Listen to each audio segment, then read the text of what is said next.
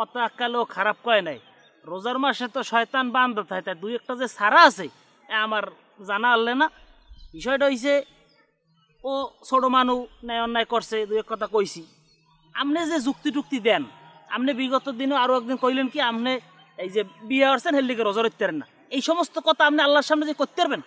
হ্যাঁ, এই যুক্তি হাঁটে দিতে পারবেন? আপনি একটা খাওয়াটা মশলা দেন যে আপনি রোজা রাখতে পারেন না। শোনেন, সম্পদের যেরকম জাকাত আছে, এই দেহেরও একটা জাকাত আছে।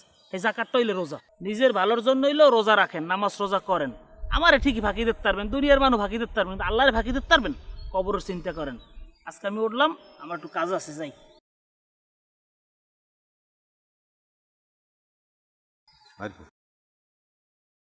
তালুকদের যে কইস খারাপ কয় না, আসলে তো ভালো কথা কইছে, আমরাই তো বলে আছি বাবা। হ কাগু, তালুকদারের একটা কথা আমার অন্তরে লাগছে। যে কথাটা কইলো যে আমারে তোমরা ফাঁকি দিতে পারবা, দুনিয়ার মানুষকে ফাঁকি দেবা, আল্লাহরে ফাঁকি দেবা কেমনে? সাতব জমিনের নিচে বইয়ে কেউ পাপ করলে এটাও তো আল্লাহ দেয় নাকি? হ্যাঁ, আবার সাতব আসমানের উপরে কেউ সবের কাজ করলে এটাও তো আল্লাহ দেয়। তাহলে আল্লাহর নখদর্পণে দুনিয়া ও আখেরাত সব কিছু।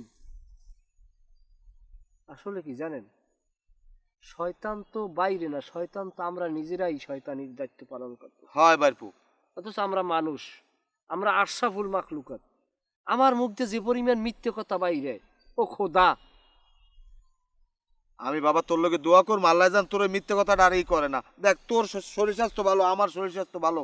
কালগো দেখছি এক মহিলা বুড়া খুনকুনিয়া এক মুঠ চাউল দিয়ে ইফতার করে, ঠিক মতো ভাতও খাইতে না।